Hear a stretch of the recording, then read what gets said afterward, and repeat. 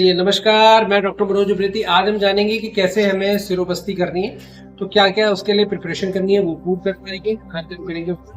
तो आइए जानते हैं कि सिरोपस्ती के लिए हमें क्या क्या करना है। सबसे पहले हम केले के पत्ते को एकत्र कर रहे हैं। आइए, तो हमने केले का पत्ता ऐसा करना है जो चौड़ा हो और साफ सुथरा हो, मतलब जो पूरे कवर हो जाए। अभी देखो, इसको पहले इसकी जांच करनी पड़ेगी कि कहीं से पत्ता लीक तो नहीं हो रहा। जैसे ये कटा हुआ है तो यहाँ से अगर हम तेल डालेंगे तो ये लीक हो जाएगा। ठीक है, तो सारे पत्तों को पहले हम चेक करना कि अगर हम केले के पत्ते से, अच्छा ये पूरा कवर नहीं हो सकता सिर के ऊपर, तो उसको भी हम हटा देंगे। ठीक है, तो पहले हमें देखना है कि चयन किस पत्ते का करना है, उसको देखना। अब इधर आ जा। ठीक है, एक ही ये पत्ता है और एक ये पत्ता है। तो अब ये देखो, इसमें पत्ते में कोई भी छेद नहीं है और उसका एक फ्लैप है वो अच्छी तरह से, ये देखो कहीं पे भी इसमें कट नहीं है। तो हम इसी को चयन कर लेते हैं, इसी को निकालते हैं।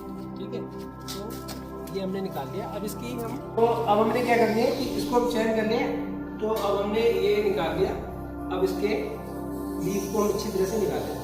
ठीक है,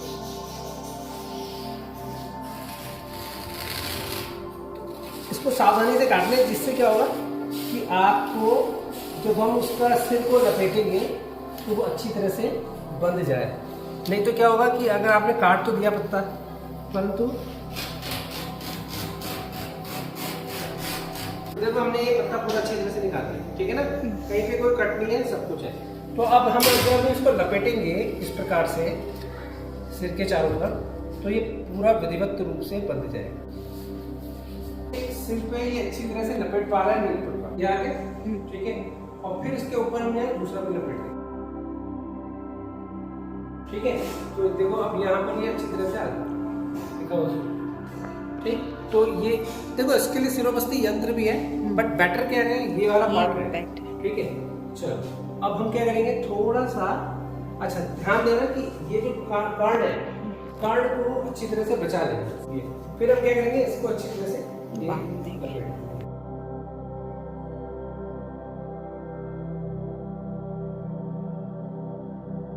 हम क्या करेंगे कि ये हमने आटा को भून दिया था, उड़द की दाल का आटा और गेहूं का आटा मिक्स करके हमने इसको रख लिया।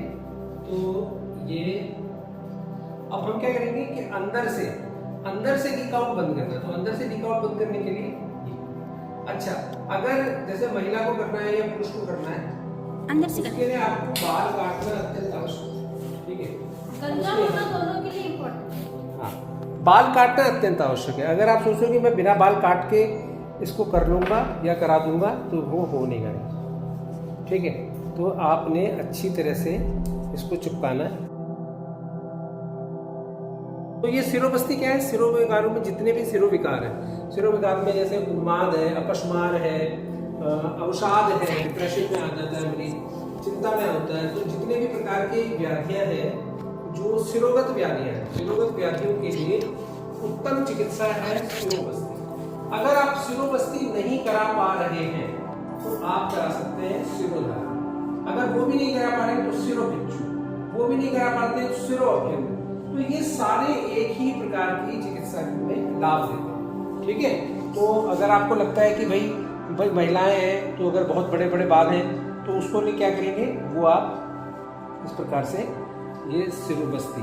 बस्ती का मतलब क्या है, अब ये सिरों में जितने भी सिरोविकार जो वात रोग हैं उनके लिए काम करेगा। जैसे सिरोशूल है, माइग्रेन है, अनिद्रा है, और मैंने बताया था पक्षवद है, तो उन सभी व्याधियों में यह चिकित्सा लाभप्रद है। तो अब क्या करेंगे, देखो जितने भी लीक आउट बचे हुए, पहले तो अभी हमने भर लिया और फिर हम इसको क्या करेंगे, उड़द के दाल के आटे से भी एक बार अच्छी तरह से फिलअप कर लेंगे यहाँ। अच्छा, पुरुषों में क्या है कि सबसे इंपॉर्टेंट क्या है कि अगर जब भी आप सिरोबस्ती कर रहे हैं तो आपको आवश्यक है कि बालों को आपने काटना, शेव्ड करना है अच्छी तरह से, चाहे महिला है या पुरुष है। अगर महिलाएं बाल नहीं काट पा रही हैं किसी वजह, तो अगर व्याधि है तो फिर तो कटाना ही पड़ेगा। अगर नहीं कटा पा रही है तो आपने सिरोधारा करा सकते हैं। सिरोबस्ती नहीं करा सकते तो सिरोधारा करा सकते हैं, सिरोपिच्चू करा सकते हैं, सिरोअभ्यंग करा सकते हैं।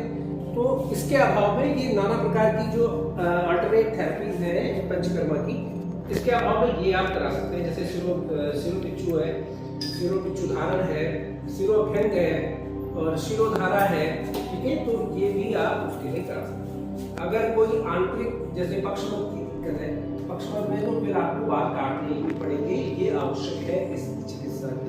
ये मैंने आपको बता दिया कि किस प्रकार से किस किस व्याधियों में ये काम करता है। तो अभी मैंने अच्छी तरह से ये लीक आउट बंद कर दिए, देखो अच्छी तरह से लीक आउट बंद कर दिए। और अब आपने क्या करना है, ये लीक आउट सारे बंद हो चुके हैं, ठीक है। अब इसमें रुई बिछाकर तेल का अच्छा देना, बहुत सहज भाव में इसको करना है, मनन से करना है, चिंतन से करना है, बहुत जल्दीबाजी में नहीं क्रिया करना है, क्योंकि काफी देर तक पेशेंट को ना इस प्रकार से होल्ड करके रखना पड़ता है। तो इसीलिए उसको पीछे से सपोर्ट कुर्सी वाली होनी चाहिए, सपोर्ट होना चाहिए अच्छी तरह से, जिससे वो अपना बिल्कुल कमर को सीधा रखे, नहीं तो अच्छा बहुत ज्यादा नीचे ना करें। देखो इस पोजीशन में आपको रोगी को नहीं करना, उसे कहना बिल्कुल स्ट्रेट रखे गर्दन, ठीक है। काफी अगर गर्दन हिलाता है तो यहाँ पर कॉलर भी आता है या सपोर्ट पिलो आता है, सपोर्ट पिलो, वो भी आप इसको जिससे आपका चिन सपोर्ट आ जाए। ऐसा अगर किया है तो इस प्रकार से चिन सपोर्ट वाला पिलो आता है, उसको भी आप यहाँ पर लगा सकते हैं। तो सबसे पहले हम रुई बिछाएंगे, ये हमने रुई बिछा दी इसके ऊपर। तो बिल्कुल जो आपका सहस्त्रार चक्र है वहाँ पर जाएंगे और या पूरे सिरों प्रदेश में कर देंगे। और उसके बाद ये जो उष्ण तेल है, हल्का सा गुनगुना तेल यहाँ पर धारा के रूप में हम इसको डालते हैं। तो इस प्रकार से बस्ती चिकित्सा ये हुई है सिरोबस्ती, ठीक है। तो जैसे और बस्तियां होती हैं वैसे भी उसी प्रकार से ये भी बस्ती है, तो इसको हम कहते हैं सिरोबस्ती,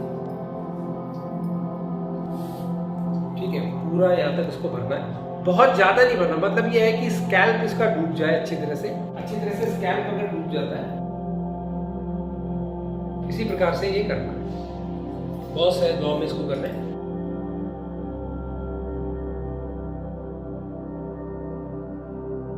अगर आपको ये चिकित्सा यहाँ पे करानी है तो संस्था में श्री संजीवनी क्रिया योग में आकर आप इसको यहाँ पे करा सकते हैं। नमस्कार, धन्यवाद।